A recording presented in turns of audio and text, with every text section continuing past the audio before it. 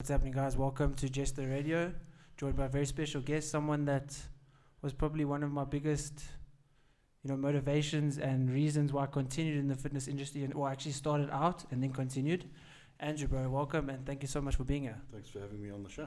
Of course. So, Andrew, basically, my first introduction with Andrew was actually with WBFF, where you were partners in managing and starting it up in South Africa. Correct, yes. Okay, and how did you go about setting up, a WBFF in South Africa? Who did you speak to? How did you get about going that? Well, basically, it was the original idea of Yaku de Brain to bring it to the country. And I think basically it was quite easy to get going with the sort of global demand that there was at the time for WBFF.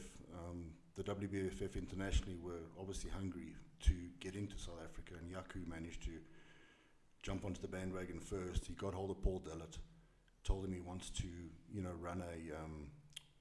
run a show here in South Africa, and I think the rest was pretty much history after that. And was it expensive, like franchising, or was it a franchising fees, or did you have to say, let's say you had 10,000, let's say you had 100 people entering, you had to give in a certain fee of their entrance fee, or?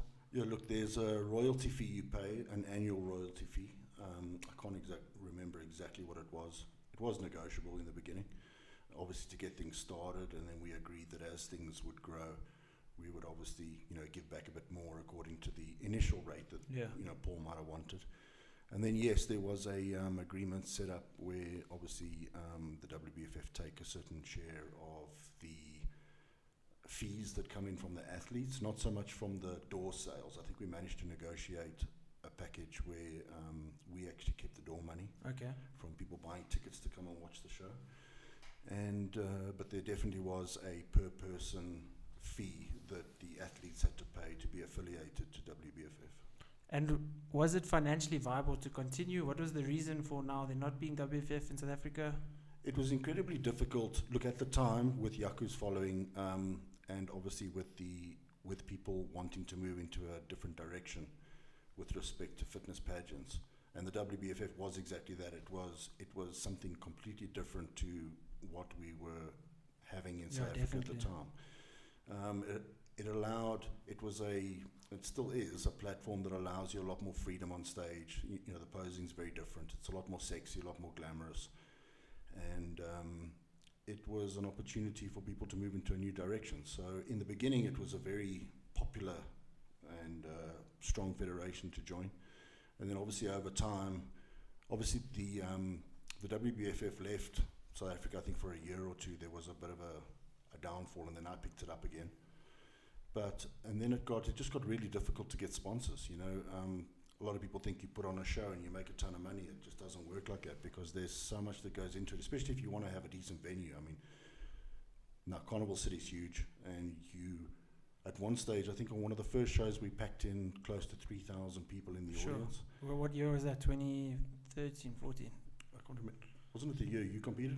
So the year I competed was the round stage. So I think it was the year before that. The year before that. That's the show that I went and I watched, and I was like, I want to compete. So I looked at the show. I was like, NABA's in 12 weeks. Let me do it. So I think that might have been it, because I remember that audience was packed. But even the show we had with you on the round stage. Yes, yeah, that was cool. That was also very, very, very packed. I mean, there was 66 athletes in my division. Yeah. We got up to a stage, I think, where we had about 150, 160 athletes. Yeah.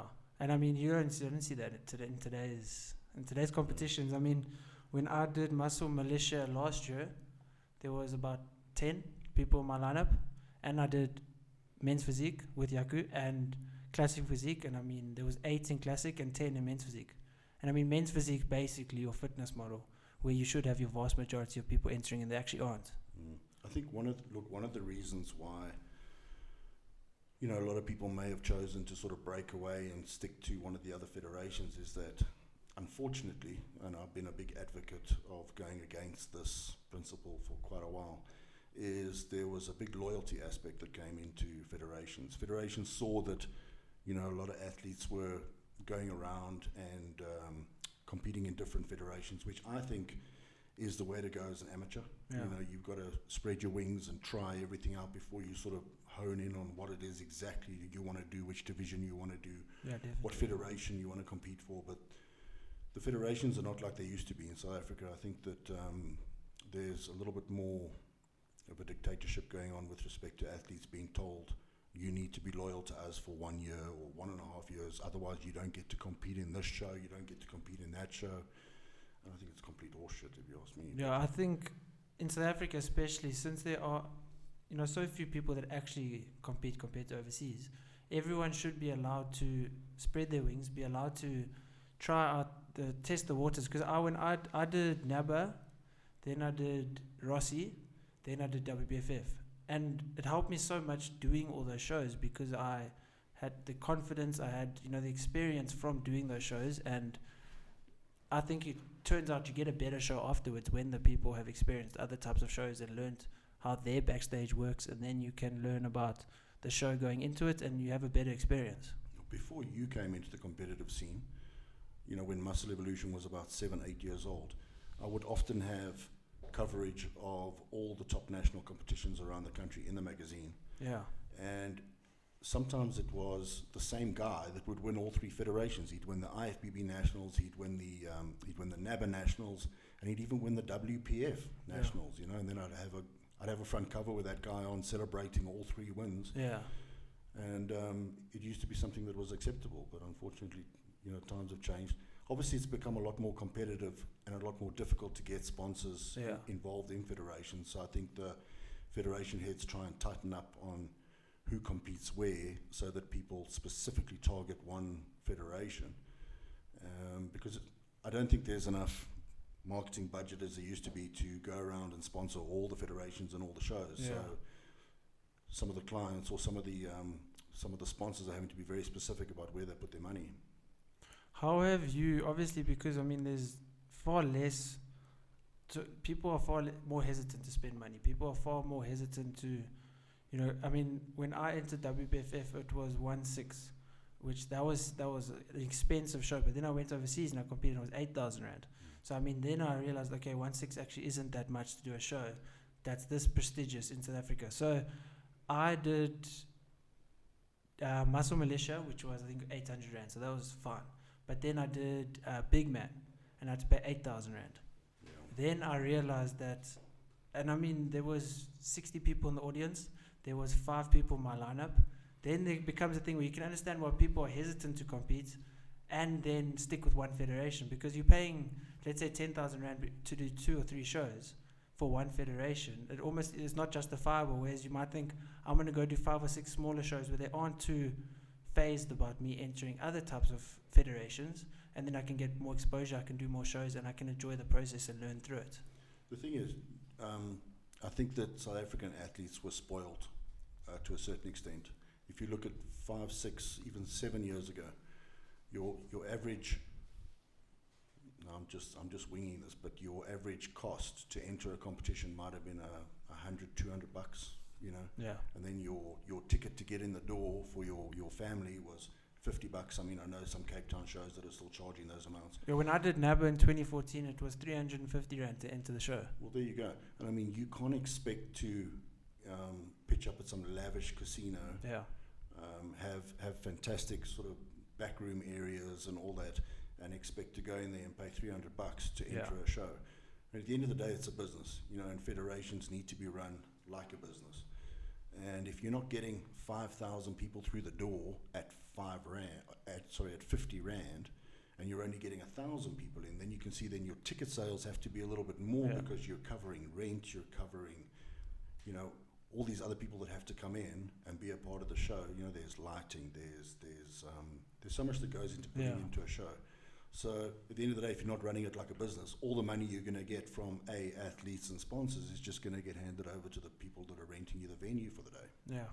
So it is difficult, and it is, you don't want to go and run a show and then lose money at the end of it. And because you're doing this because you're passionate about it, but you're not that passionate to lose money and to lose your own personal savings just to run a show. Well, that's what a lot of people don't understand, is that is actually what happens most of the time. I think if we walked away from a show with 10, 15, 20 grand to spare, it was a lot. Yeah. So we did it because we were passionate about the sport and because we wanted to give athletes an opportunity to stand on a new platform and do something that hadn't been done before. Yeah. And if you don't mind me asking, why are you no longer, or why is South Africa not doing a WBFF show? And you yourself? Why are you no longer?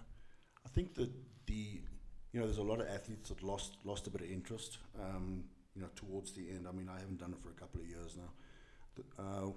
A lot of people wanted to compete in the Arnold Classic. I think the Arnold Classic pulled a lot of people, towards it, and rightfully so. It's a very prestigious event.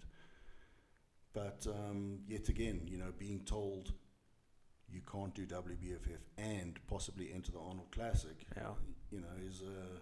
is something that people turn around and say, well, I really want to say that I've entered an Arnold Classic in my time, and they just avoid the WBFF. So there's a lot of internal politics, surrounding different federations, and being dictated to as an athlete and told what you can and can't do. Unfortunately, it's a bit like a coronavirus pandemic. You get told what you can and you can't do, and you won't be able to compete in said show if you go and compete in other federations. So people get scared, and they rather just choose, and they toe the line with the orders and the rules that are given to them, which is quite sad. Yeah, I think people need to make their own decisions, and not because of, I did Arnold, that's cool. It should be, I want to do this because of, a certain category you want to enter. I mean, you can't do muscle model or fitness model in Arnold. But some people might just be like, okay, fine, I just won't be a fitness model because I'd rather say that I've entered Arnold. So then people might be even giving up on their dreams just to almost please other people and to be cooler because they've now entered an Arnold show. I mean, so you'd pay it 10 times more just to enter the Arnold show. So I think people need to, in South Africa especially, I think just test the waters, try everything. If you're wanting to compete and if you're wanting to make it, I think it's about social media following. So you must do as many shows as you can, because if you want to make it and be more successful, it's about the followers. Most people overseas, they don't really compete that much. They just have the social media. They always look good. They're always in condition, and they make their money through social media.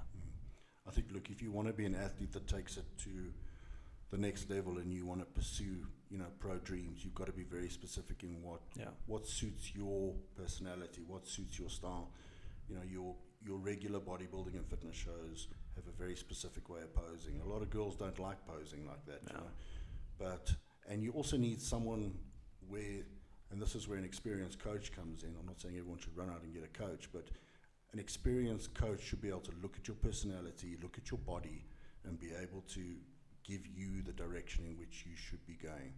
And hopefully, at the end of the day, if you've done one or two shows, you get a feel for whether or not that's the kind of look and feel and sort of vibe at a show that you want to go for, Well, I mean, for myself, and I think everyone can agree that I'm not a classic physique person, but I've done classic physique just because it was the only thing basically readily available to me. I did classic, but I would far prefer to, be on a WBFF stage and be doing something that is more suited to my physique, because, I mean, I was probably 8 kilograms lighter than everyone else on that classic physique stage. I was fortunate enough to still win, which I don't understand why. Maybe I just got lucky again. The one thing, look, it's hard to see it when you're within your own body, but I can safely say the year that you won your pro card at WBFF, I was sitting right next to Nate, and the moment you walked out, although you weren't the biggest guy on stage, you were the perfect look for that specific division, which was the fitness model division at the time.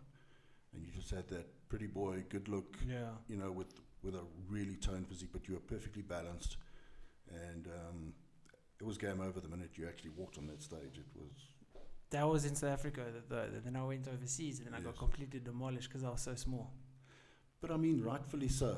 A lot of guys, even your top IFBB athletes here, I mean, I always say that getting your pro card is only the first step. I mean, all that work you do up until getting a pro card is basically just all that background noise. The real test of your training and your dieting and your capability only starts when you get a pro card.